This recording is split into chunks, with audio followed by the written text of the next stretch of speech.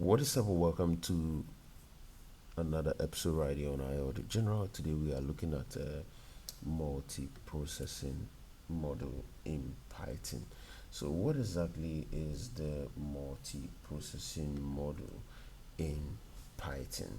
So, Python's multi-processing model runs parallel processes across multiple CPU cores bypassing the global interpreter lock that limits threading.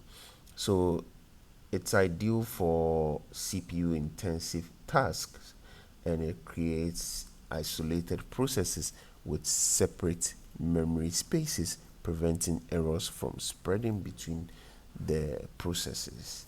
So, like workers assembling car parts simultaneously, independent execution for faster completion. So, how does the multiprocessing work? So here's a block of code where you can run in VS Code so that you can understand this better. Python's multiprocessing uses the multiprocessing.process class to create independent processes that start methods that also launches processes, and join method waits for completion. Okay, so here's a block of code which you can try out, and do let us know how it went in the comment section. Well, some of the benefits of Python's multiprocessing: there is true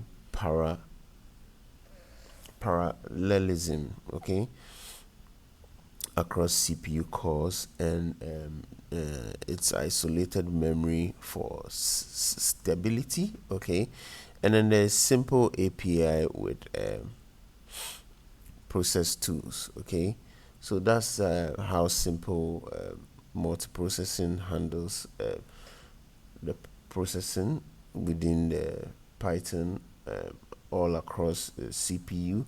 So that is it, and thank you for watching this video.